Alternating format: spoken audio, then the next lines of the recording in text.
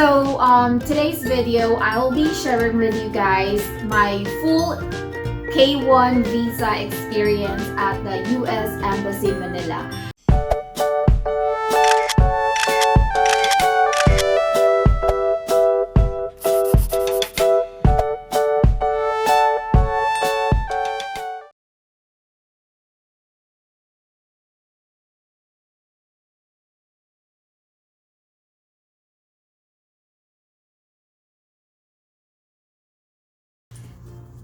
Hey people, good morning, good afternoon, and good evening wherever you are. My name is Jackie Easley and welcome to my channel. In today's video, I'm going to share with you my personal experience during my visa interview. And I know that I have already made a video about it, but I was not satisfied because I just wanted to share in detail about what happened because it's kind of interesting. Because when I actually had my interview, I remember I booked a hotel together with my son in front of the US Embassy Manila. So our hotel, I no longer remember the name of that hotel, but it was a very nice place. I think it's I don't know, I'll just look it up and then I'll post the link right in here, or I'll post the name of the hotel where we stayed. Okay, I'm sorry, I'm not ready for this. I just think about it right now as I was taking a nap, so that I have to do this video. All right, so going back, that was a nice hotel. It was clean and I liked the room and I enjoyed the services. And at the same time, that is just right across the street from the US Embassy office. So my interview is actually at 7:10 a.m. Together with my son. So during that time, it was really having a storm and it's raining hard. So I know that the reason why I booked that hotel near to the US Embassy, it's because I'm thinking that I can just walk and cross the street, so there's no need for me to get an Uber or a taxi to get there. So that's saving time and money as well.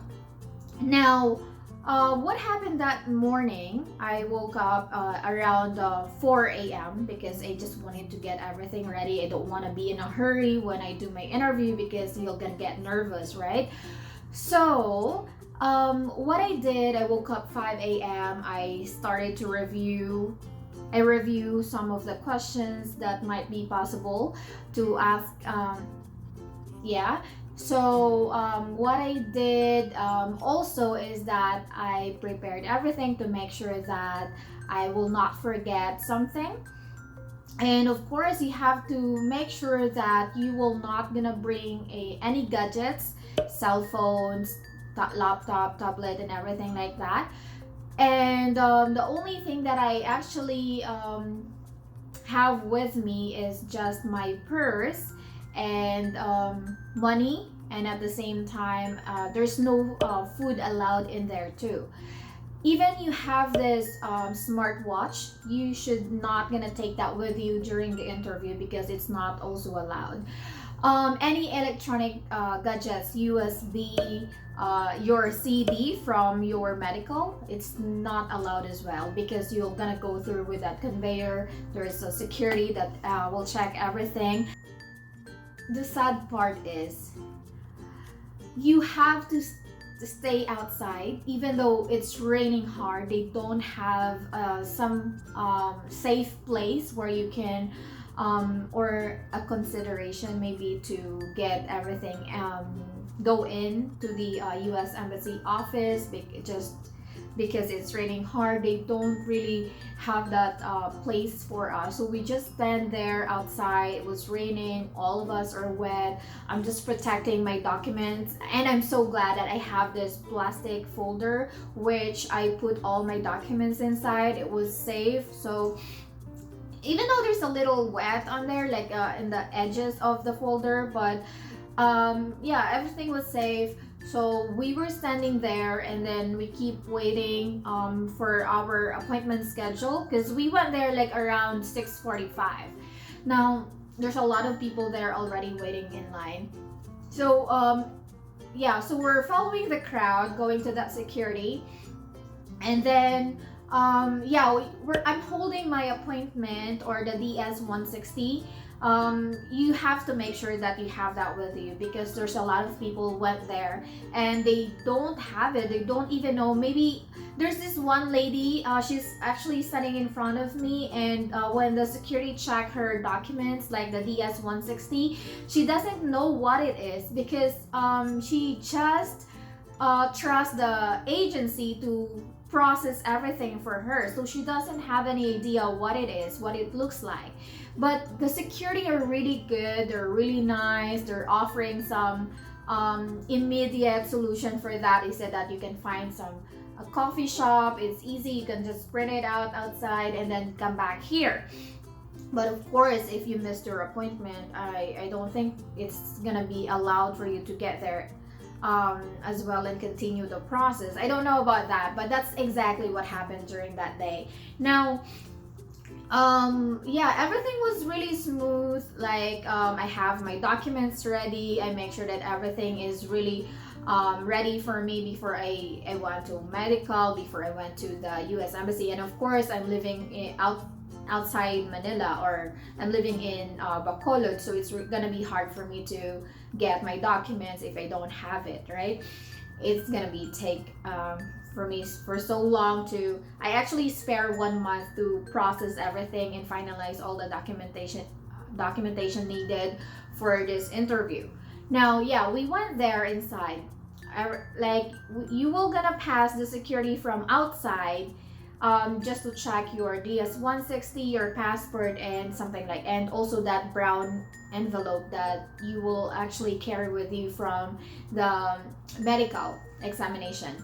Now, after that first security check, you're gonna go through with another security check where you have to put your things on that conveyor, and for some security check, something like that. It's funny because I do have this card holder, which is kind of steel, that has that I'm putting all my cards, and it looks like a mirror as well, and it's just a pretty small card holder. I put it inside my coin purse. Now, in that conveyor, they detected that there's something in my purse, so they checked it and they can't find it, and I don't remember what I have. It's like wondering, what's going on now. The lady asked me, do you have mirror inside your purse? Like, no, I don't have mirror, because I remember I don't carry mirror with me. And yeah, the lady just let me pass, because they keep checking. They checked my purse twice, and they keep checking. They can't find anything because that's inside my coin purse. No, they let me in, and then they will give you instructions where to go. It's also they will put a stamp on your DS 160 as well, where you should go, something like that. So I just follow that, and then you know what?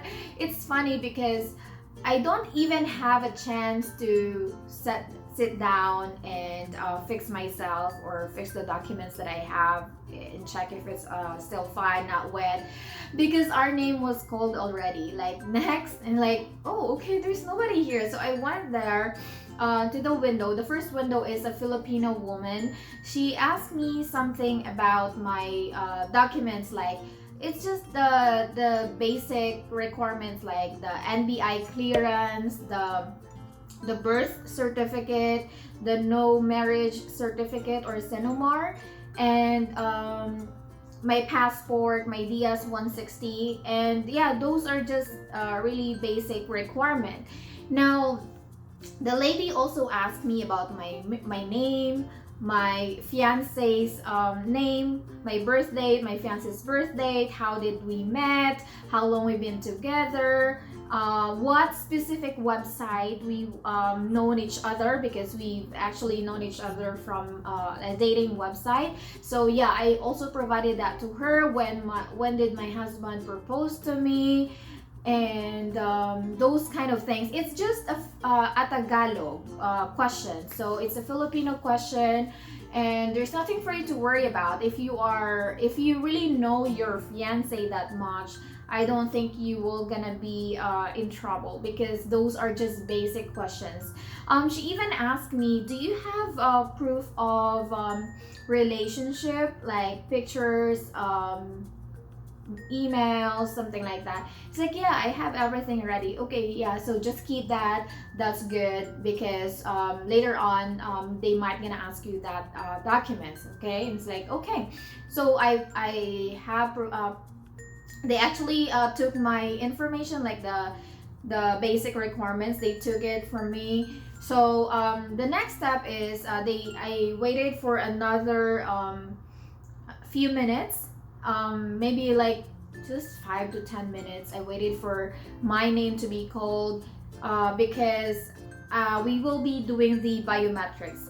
I'm so glad that there's nothing wrong with my fingerprints. Like every time, I remember I used to work, and every time we get into work, we are using the biometrics as well to register, and I don't have trouble with that. So the same thing when I went to the visa interview, I don't have problem with my fingerprint. There's a lot of people has some problems, so they keep repeating it over and over, but still they can't get it right. So you have to wait there. You have to do something like put some lotion, do a lot of things just to make sure that everything will work fine. But for me, it was just a one time. Biometrics, everything went well. And with my son, I was the one also doing the fingerprint for him. And also he will just gonna stand and have some picture. Yeah, so they're gonna take a picture of you. So of course my son is gonna be standing there, and they took a picture of my son, but they did not ask anything about my son. They asked me about my son's birthday, my son's full name, something like that. So I was the one answering on behalf of my son, and for the fingerprint, the only thing that they did is just to take a picture for my son. That's it. Now after the fingerprint, I also sat down again and wait for my number to be called. So there's a window. There's actually a lot of window, maybe 7 windows, and all of them are Americans. Most of them actually are a guy, or yeah, men. So I was sitting there. I was sitting on the I was sitting down right there, waiting for my name to be called. I was actually nervous. I don't know why. Maybe it's just normal, because you're gonna be going through the interview, right? I think everybody experienced that, any type of interview. So I was actually listening to, not exactly listening to their conversation, because it's quite far from where I'm sitting down, but I am just looking on their body language, their facial expression. Now, this woman that offered me a ride from the hotel room, so she's with her fiance, right? Now, even though you have your fiance with you, they have to step back, because that question is just for the Filipino fiance. So she was the one who only going to answer the question. So of course, that fiance is not allowed to say something or answer on behalf of his fiance. Now, yeah, they were not able to get their visa approved, maybe because their lack of supported documents. But yeah, all I know, they were actually given another number to go to another window. Maybe they were gonna be getting some list of documents that they need to submit in order for them to get their visa approved. Now, it's not like when they tell you that your visa is not approved, it doesn't mean that that's the end of the world, because they will still give you some chance to provide all the documents required, and then after that they will just gonna approve it once you already completed everything. So don't worry if your visa is not yet approved. Don't lose hope, because they will still give you some chance to provide those documentation, not unless that they really gonna tell you that your visa is not approved because we don't find your relationship with your fiance genuine, something like that, or it's not true. But anyways, going back, so they were not able to get their visa approved, and I was so scared. It's like, oh my gosh, so that means that it's not a guarantee that if you have your fiance with you, it doesn't guarantee that you will get your visa approved. Okay, so I got my visa approved even though I don't have my fiance with me. um I was praying that moment. I was saying that, Lord, please, please send me to other person, not to that guy, because he just got that other woman disapproved. It's like I was thinking, I wish I'm gonna be on another guy that's gonna be so kind and cool to yeah, ask me questions. I was thinking that time. I was so nervous because I hear that that other person is not approved. Now my name got called, or my number got called. I went there. I'm so glad that it's not the same person, but it's just closer to it's just the next window. Now, the first thing that I did when my name got called, I mean my number got called. Yeah, of course you have to swear that you're gonna tell the truth, okay, about everything. All the information that you're gonna say are all true.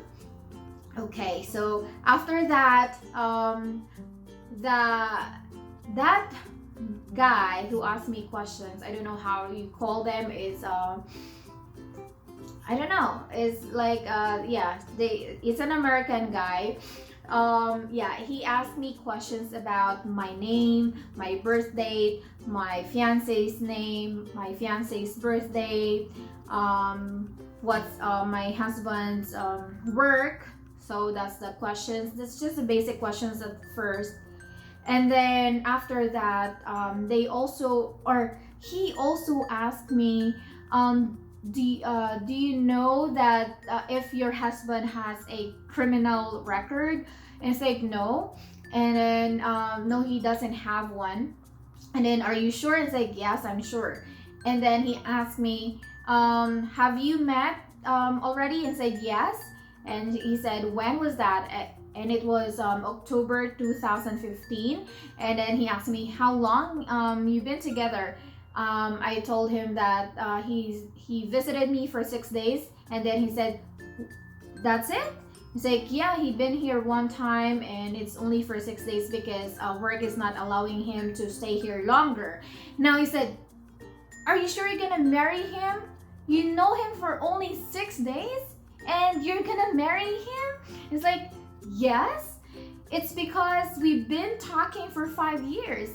And it's just because we met for 6 days, it doesn't mean that I don't know him well. So I told him that. And then he asked me again questions that, is your fiance has a criminal record and something like that. So he keep asking me the same questions. And I told him, no, he doesn't have one. And it's like, are you sure? Yes. It's because he filed a petition and you check. I get so I don't know if I was sound like sarcastic that time, because I was just asked multiple times that if my husband has a criminal case or something.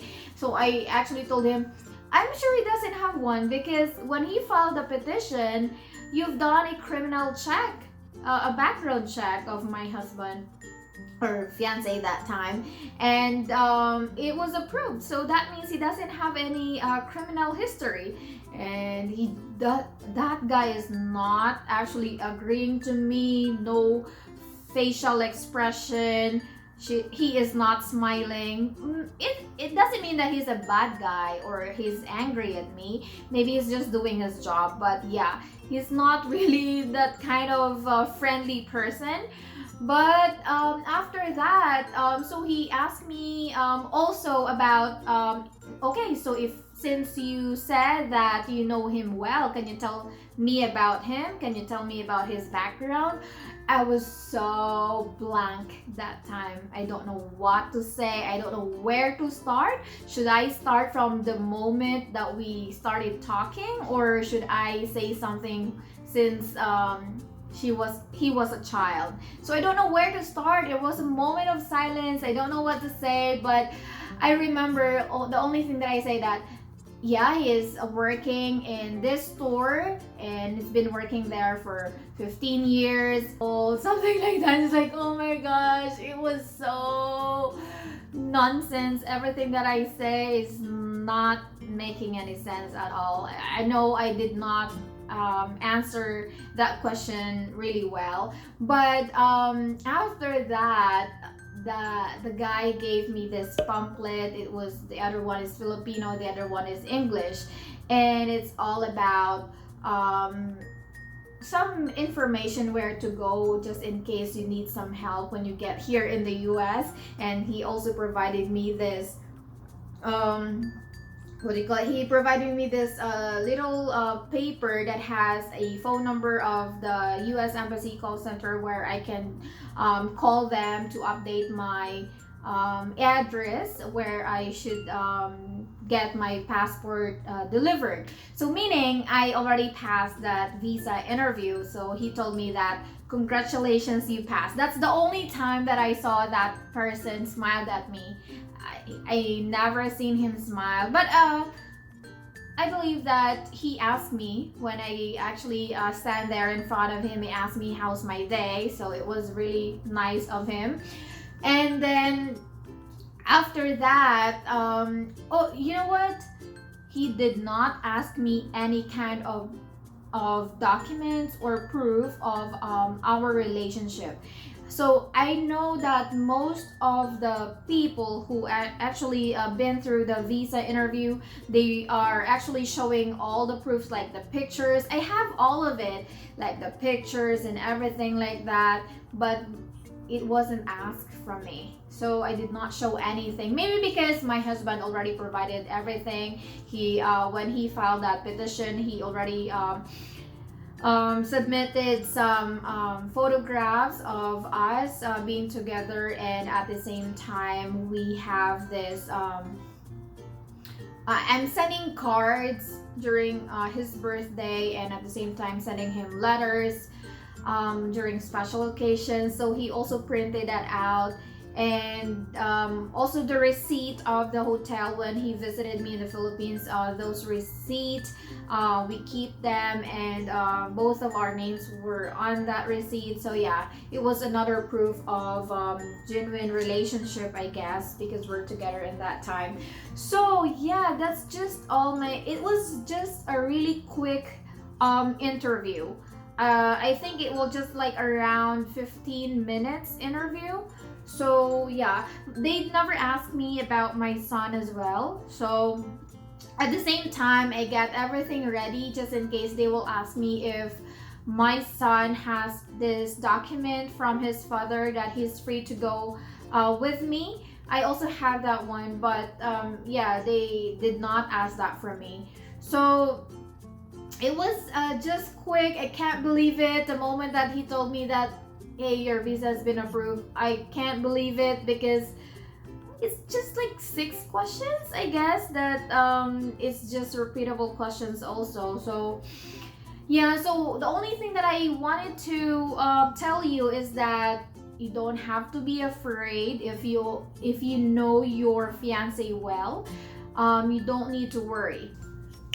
Okay, I'm going to give you some tips on how to pass your visa interview. The first thing that you have to do, you must be prepared. Okay, what I mean by that is you must know how to answer different types of questions related to your fiance, because they might gonna ask you all questions about your fiance if you know how to if you know your fiance that much. Okay, number 2, you have to make sure that all documents needed you completed, you have it with you during the interview, because in my case I was not asked any kind of documents. However, some of the people, like other K1 fiancé visa applicants, they were asked for some documentation to support their genuine relationship. So you need to be prepared, okay? And then number 3, don't be afraid, okay? I know it's normal to be nervous, okay? But if you were nervous, you're gonna start rattle, like you can't deliver your answer that well. So just calm down, relax, and if you know your husband well or fiance well, you don't have to worry, because you know whatever questions that they might ask you, you can answer it if you know your fiance that well. Okay, so before I'm going to end this video, I just wanted to give you a trivia, okay? I have prepared a trivia for you guys, so we're gonna make this video some kind of fun. So I have this trivia. If you know the answer, just leave a comment down there and I'll check it out. And then on my next video, I'm going to share with you what's exactly the right answer for this. Are you ready? Okay, here's the trivia. Do goldfish really have a memory of 3 seconds? What do you think about that, guys? Just leave a comment. I'm gonna review it. And on my next video, I'm going to tell you what is the answer. All right, guys? So I hope this video helped you. With my personal experience, I know it's a case-to-case basis. So whatever worked for me might not work for you, but just pick something that you think is helpful, okay? So all right, thank you so much for watching until the end. I really appreciate it. If you don't subscribe to my channel yet, please do subscribe now and click that bell icon so that you will get notified every time I uploaded a new video. So I'll see you again on the next one. And always keep this in mind. You are loved.